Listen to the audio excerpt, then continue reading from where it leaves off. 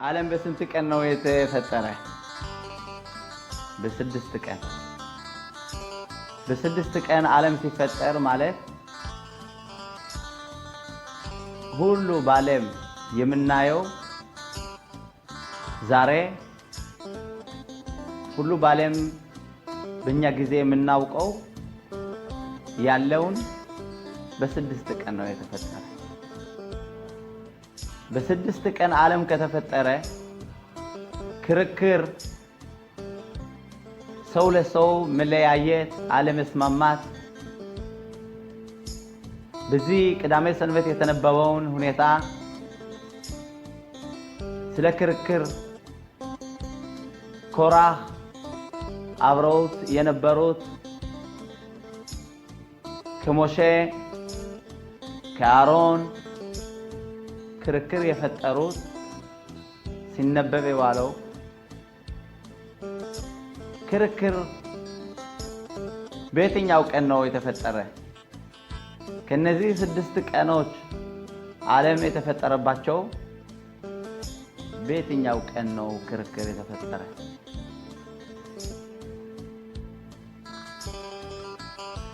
እንደዚህ ብዬ ጥያቄ ባቀረብኩት ቦታ አንዱ ለምሳሌ መልስ ያቀረበልኝ የሰጠኝ ክርክር የተፈጠረ በስድስተኛው ቀን አለ። ለምን? በስድስተኛው ቀን አዳም ተፈጠረ። አዳም ከዛም በኋላ ሔዋን ሰው ሲፈጠር አብሮት አለመስማማት ሁኔታ ነው የተፈጠረ ብሎ መለሰልኝ። ግን በትክክለኛ መልስ መቼ ነው ክርክር የተፈጠረ ብለን በኦሪታችን ስናነብ መልስ ለዚህ ጥያቄ ምናገኝበት በሁለተኛ ቀን ነው። በመጀመሪያ ቀን ዓለም በሙሉ አንድነት ነው የነበረው። ሜሎ ኮላ አሬት ከቦዶ ዓለም በሙሉ እግዚአብሔርን ታማኝ፣ እግዚአብሔር የሚያውቅ ምንም ልዩነት የሌለበት አንድነት ነው የነበረ። አንድነቱ ደግሞ በአንድ መንገድ አንድ እውነት የያዘ ነው ነበር። ዓለም በሙሉ ፈጣሪ ያውቅ ነበር። ልዩነት አልነበረ። አለመስማማት ሁኔታ አልነበረ። መለያየት፣ መከፋፈል፣ ከሁለት መመደብ የተጀመረው በሁለተኛ ቀን። በሁለተኛ ቀን መሆኑን ነው በኦሪት ልንማር የምንችለው። ለምን? በሁለተኛ ቀን እግዚአብሔር ውሃ ከሁለት እንዲከፈል አደረገ። ማይም ዕሊዮኒም ማይም ታሕቶኒም፣ አንዱ ወደ ታች ከመሬት በበታች እንዲወርድ እንዲከፋፈል ተለይቶ ከሌላ ቦታ እንዲመደብ፣ አንዱ ደግሞ ወደ ሰማይ በበላይ እንዲሆን የተወሰነ በሁለተኛ ቀን። እንደዚህ ብሎ ሲወሰን መለያየት ሁኔታ መጀመሪያ በዓለም ሲፈጠር ተገኘ። አንድ ነገር የነበረው ከሁለት የተከፈለ፣ ሁለት መሆን መለያየት ተጀመረ። መለያየት ሲጀመር ክርክር ሁኔታ ተጀመረ። ክርክር መለያየት ማለት ነው። ሁለት መሆን ነው። መራራቅ ማለት ነው። ከዚህ የሚበልጥ ርቀት የለም። ሰማይ እስከ ታች እንደዚህ ያለ ርቀት በሁለት ቦታ እንዲራራቁ ተወሰነ። ክርክር የተፈጠረ ከዚህ ልንማር እንችላለን። ስለዚህ ክርክር በተፈጠረበትን ቀን ሰኞ በሁሉ ቀኖች ቫያር ኤሎሂም ኪቶብ ተብሎ ተጽፏል። እግዚአብሔር የፈጠረውን ነገር ካየ በኋላ ኪቶብ አለ። እውነት ጥሩ መልካም እንደሆነ አየሁት ብሎ በኦሪታችን ጽፏል። ትክክል መልካምነቱን መስክረዋል። በኦሪታችን ላይ እንደዚህ በጽሑፍ መልክ ይገኛል። ከሁሉ ቀኖች በሰኞ ግን እንደዚህ ቃል አልተጻፈም። ቫያር ኤሎሂም ኪቶብ አልተጻፈም በሁለተኛው ቀን በሰኞ። ምክንያቱም መከፋፈል መለያየት ከተፈጠረ ቶብ መልካም ነው ሊባል አይቻልም። ክርክር ካለ መልካምነት ይርቃል። ቶብ መልካም ነው ሊባልም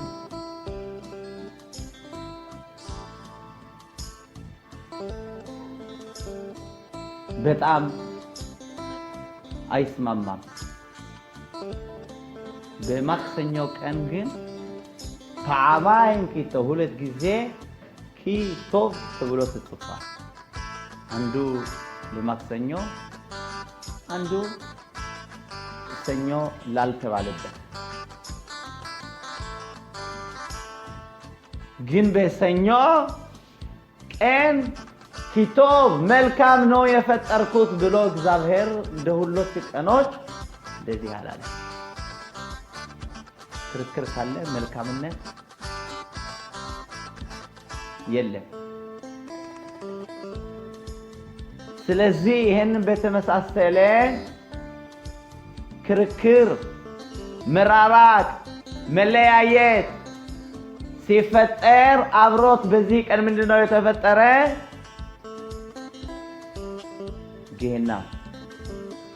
ገሃነመ እሳት የተፈጠረ መቼ ነው? በየትኛው ቀን? ሰኞ ነው። ክርክር ካለ መለያየት ካለ ገሃነመ እሳትም አብሮት ነው የሚፈጠር፣ አብሮት ነው የሚከተል። መራራቅ ይሄ ነው የሚፈጠር። ስለዚህ በዚህ ፓራሻ በተነበበው ኮራህ ክርክር ፈጠረ ከማን? ከሞሼ ኦሪትን የሰጠን። ይሄን ክርክር መጀመሪያ እንደዚህ ብሎ ልዩነት የተፈጠረ በጣም እስከዚህ ደረጃ ኮራህ ነው። ስለዚህ እንደዚህ ብሎ ክርክር በጣም ስለፈጠረ በቁመና በህይወቱ ላይ ያለ ወዲያ ወደ ገሃነም ወረደ። መለያየት ይሄ ነው የሚፈጠር። አንድነት ካለ ግን ይሄ ዓለም ሰፊ ነው፣ ለሁሉ ሰፊ ነው። በዚህ ዓለም በብዛት ሰው የሚጣላው በምንድን ነው? መሬት፣ ርስ ይሄ ቦታ የኔ ነው ይሄ የኔ ነው በመባባል ብዙ ደም ይፈሳል። ብዙ ሰው ነው የሚጣላ።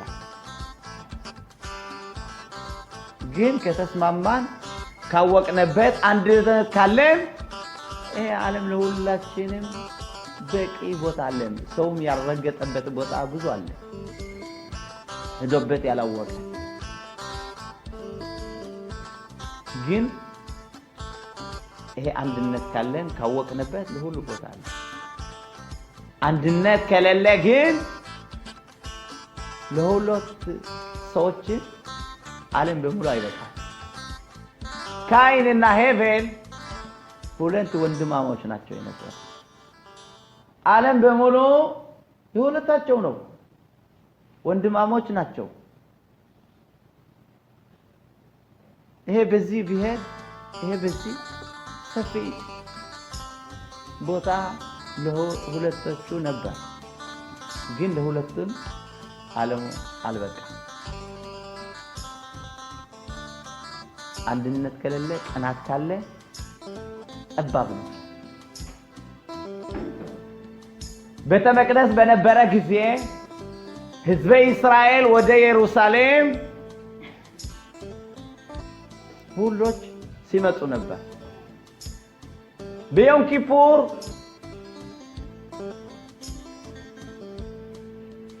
የቤተ መቅደስ ስነ ስርዓት የኮሄን ጋዶል ትልቁ ካህን ይሄ ሁሉ ለማየት ህዝቡ በሙሉ ብዙ ሲመጣ ነበር፣ ሲጸልይ ነበር።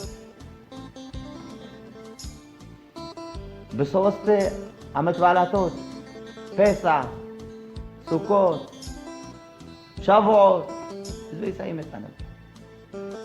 ሊቃውንቶቻችን ምን ይላሉ?